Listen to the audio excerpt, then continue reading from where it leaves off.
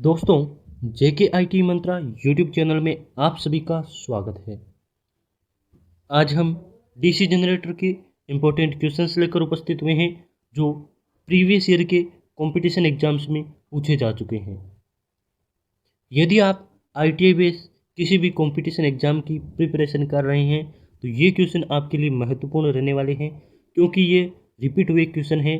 और किसी भी एग्जाम की बुक उठा के देख लो, आप प्रीवियस ईयर उठा के देख लो, उसमें आपको ये क्वेश्चन ज़रूर मिलेंगे। तो यदि आप प्रीवियस ईयर के क्वेश्चंस को देखते हुए अपने एग्ज़ाम की प्रिपरेशन करते हैं तो मोस्टली आपके लिए यूजफुल रहने वाली क्वेश्चन है। तो चलिए शुरू करते हैं वीडियो को और चैनल को सब्सक्राइब करें। तो पहला क्वेश्चन है कि एक डीसी जनरेटर में बदलता है, तो डीसी जनरेटर किसको किस में बदलता है, ये क्वेश्चन पूछा है। यह डीसी जनरेटर होता है, ये यांत्रिक ऊर्जा को विद्युत ऊर्जा में बदलने का काम करता है, यानी कि मैकेनिकल एनर्जी को इलेक्ट्रिकल एनर्जी में बदलने का काम डीसी जनरेटर द्वारा किया जाता है।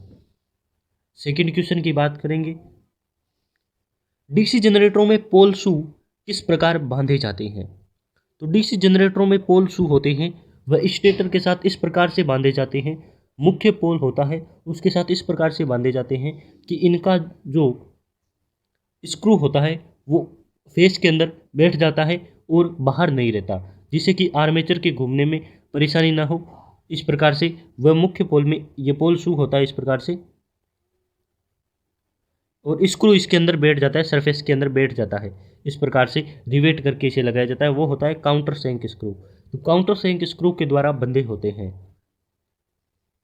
नेक्स्ट क्वेश्चन है, जनरेटर की बॉडी बनी होती है, तो जनरेटर की बॉडी होती है वह किसकी बनी होती है।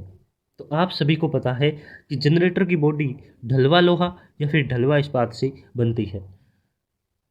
अब एग्जाम में इसे 2-3 तरीके से लिखा जा सकता है, ढलवा लोहा, ढलवा इस्पात, रोल्ड रोल्ड से लिखा जाता है रोल्ड स्टील, या फिर लिखा होता है कास्ट आयरन और कास्ट स्टील। 3 तरह से इसी क्वेश्चन को लिखा जा सकता है, ऑप्शन के अकॉर्डिंग आपको सेलेक्ट करना है। जब ढलवा लोहा की बात की जाए यानी कि कास्ट आयरन की बात की जाए तो ये छोटी जनरेटर की बॉडी बनाने में काम आती है, जबकि ढलवा इस्पात यानी कि कास्ट स्टील, रोल्ड स्टील ये होता है बड़े जनरेटर की बॉडी बनाने के लिए प्रयुक्त किया जाता है। खंडित वलय बनाने में किस पदार्थ का प्रयोग किया जाता है। तो खंडित वलय यानी कि आपकी कम्यूटेटर की बात की जा रही है। कम्यूटेटर को बनाने के लिए यहाँ तांबे का प्रयोग किया जाता है। और तांबा कौन सा होता है, कठोर कृषित तांबा या कठोर खिंचा हुआ तांबा, जिसे कहते हैं hard drawn copper. Hard drawn copper के बने होते हैं आपके कम्यूटेटर। कम्यूटेटर का काम क्या होता है, एसी प्रकृति का जो ईएमएफ उत्पन्न हुआ है उसे डीसी में बदलकर ब्रशों को पहुंचाना। ब्रश कम्यूटेटर से धारा एकत्रित करते हैं, वो डीसी प्रकार की होती है। तो कम्यूटेटर का काम होता है एसी ईएमएफ को डीसी में बदलना, यानी कि एसी वोल्टेज को डीसी में बदलने का काम आपके कम्यूटेटर द्वारा किया जाता है, जो तांबे की बनी होते हैं। कम्यूटेटर की सफाई करने के लिए किस तरल पदार्थ का प्रयोग किया जाता है। तो कम्यूटेटर होता है, इसकी सफाई करने के लिए कार्बन टेट्राक्लोराइड का प्रयोग किया जाता है। CCl4 नाम से भी क्वेश्चन हो सकता है, CCl4। इस प्रकार से आपको एग्जाम में ऑप्शन देखने को मिल सकता है। किसी इलेक्ट्रिक बूस्टर के लिए किस प्रकार के जनरेटर का प्रयोग किया जाता है।